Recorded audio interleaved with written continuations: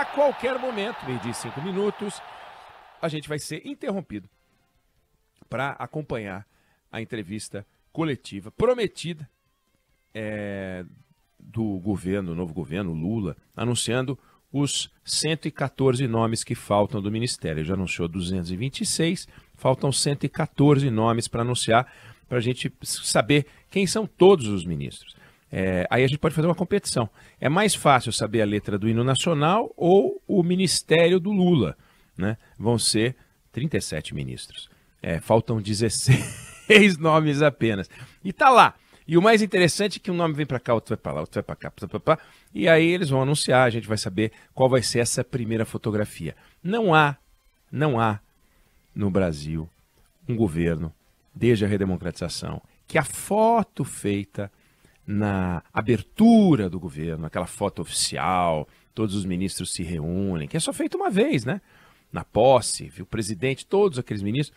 Não há governo que consiga mostrar essa foto depois de 1 ano, 2 anos e os ministros são os mesmos. Não tem como. Não tem como. Então, esse é o ministério de abertura, digamos assim. Se fosse um jantar, um jantar bacana, diferenciado, seria o espumante. Vamos começar com o espumante, depois a gente vai para os vinhos tintos e tal. Enfim, seria o espumante. É o ministério de abertura, aquele... Abriram os trabalhos e vamos mostrar quem são os 37 ministros com quem o Lula vai começar a trabalhar. Bom, se a gente fizer uma discussão administrativa, você pode perguntar para qualquer um se é razoável trabalhar com 37 pessoas. Todo mundo vai dizer que não. Se perguntar para o Lula, ele vai dizer que não. Se você perguntar para Dilma, que teve 39 ministros, ela vai dizer que não dá. Que não dá. Então, do ponto de vista administrativo, pergunta para qualquer executivo. Não tem como você trabalhar com 37 pessoas falando com você. Não tem como, é impossível. Dá para trabalhar com 5, com 6, com 7, mas também não dá com 25, 28, não dá. O Jair Bolsonaro tinha 22, é muito também, não dá.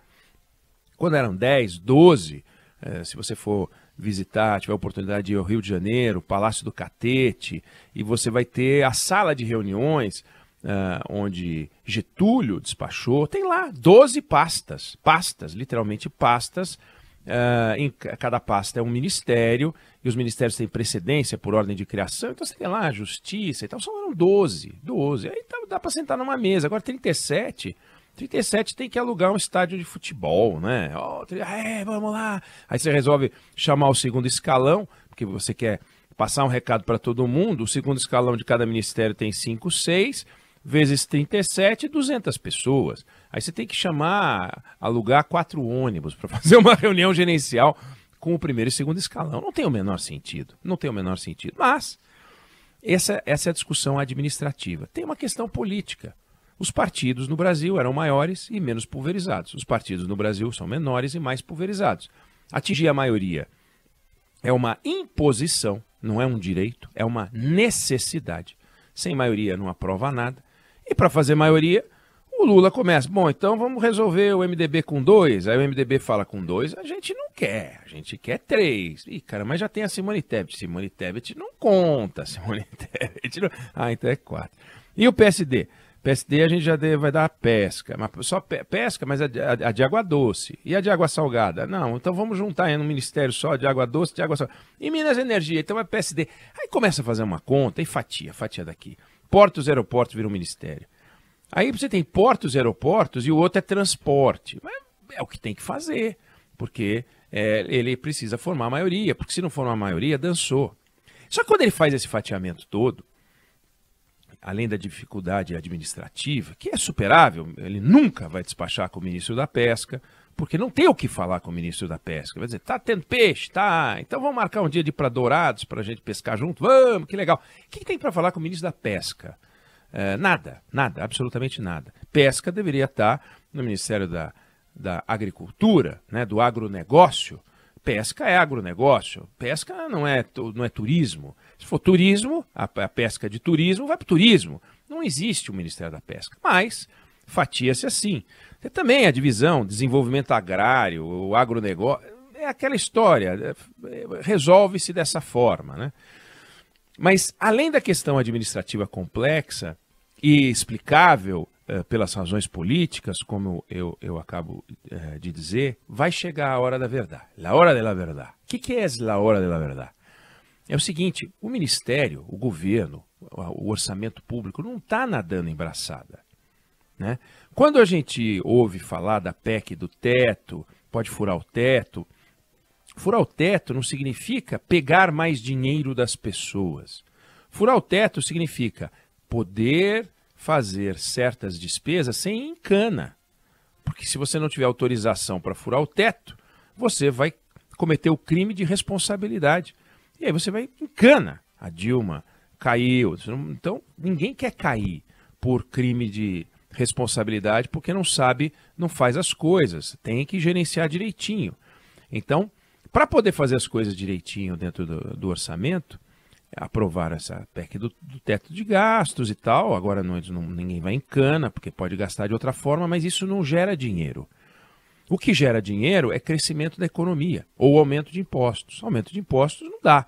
Crescimento da economia é uma necessidade. Sem ter crescimento da economia, sem ter aumento de impostos, nós vamos enfrentar um problema orçamentário, um problema fiscal. E esse problema fiscal, que é a falta de dinheiro para enfrentar as necessidades do governo, as necessidades do Estado brasileiro, vai ter que apertar o cinto. Aí vão ser 37 ministros apertando o cinto. Aí um que antes era infraestrutura, quando era com o Tarcísio, agora o cara só tem portos e aeroportos, vai ter que apertar o cinto. Complica, o de transporte vai ter que apertar o cinto. Aí ele vai ter que formar a maioria com esse desafio. Independente de ter 37, 22, 25, 27, o desafio do Lula agora vai ser como ele vai apertar o cinto. O Haddad já deu o recado, vai ter que apertar o cinto. E apertar o cinto vai ser uma coisa bem complicada, bem desafiadora, e se não fizer, é punição. Porque os órgãos de controle vêm para cima, não dá para dizer que você pode mandar nos órgãos de controle. Não manda nos órgãos de controle. Veja o que aconteceu com a Dilma Rousseff. Não dá para brincar com isso. E não é que, mas eu tenho os ministros, o Renan Filho vai ser meu ministro, o Carlos Lupe vai ser meu ministro, tudo bem. Pode até ser que o ministro chegue para um assessor e diz, vamos resolver isso. Só que o assessor vai dizer, desculpa, a sua caneta te autoriza a assinar os papéis que vão para o senhor. Os meus papéis assino com a minha caneta, eu não vou assinar, porque eu vou responder na física, na pessoa física. Eu vou em cana responder com os meus bens, então eu não vou fazer. Isso é um avanço do sistema de controle do Estado brasileiro, não tem nada a ver com Lava Jato, nada disso, não é corrupção, não. Os sistemas de controle do Estado, eles realmente ficaram mais eficazes. Por mais bagunçado que seja o Estado brasileiro, ele é mais controlado. E tendo esses sistemas de controle, você não precisa ter muita coisa, não dá para ter um ministro querendo fazer patifaria. Claro, ele pode aprontar, mas aí ele vai ter que aprontar dentro das regras. Se ele vai cobrar comissão, não vai, nós já vimos isso acontecer, isso é outra questão. Mas na hora de assinar o papelucho e autorizar uma despesa, vai ter que ter o dinheiro disponível e tal, senão ele comete um crime. E aí a estrutura não assina, não autoriza. Então o Lula vai começar daqui 29, hoje, né, 30, 31, dia 1º. Ele começa com a fotografia desses 37 que nós vamos conhecer, espero que até o fim do dia de hoje. Ou então vai ter cadeira vazia, sabe debate quando não vai o candidato? Vai ter ministério sem ministro e aí é cadeira vazia. E é uma complicação porque você tem um ministério concentrado, por exemplo, em infraestrutura que vai fatiar em 3, vão ser 3 posses, né, com um ministro que entrega o cargo para 3 que vão assumir a função. Vão acompanhar. Vai ser um momento de mudança muito grande.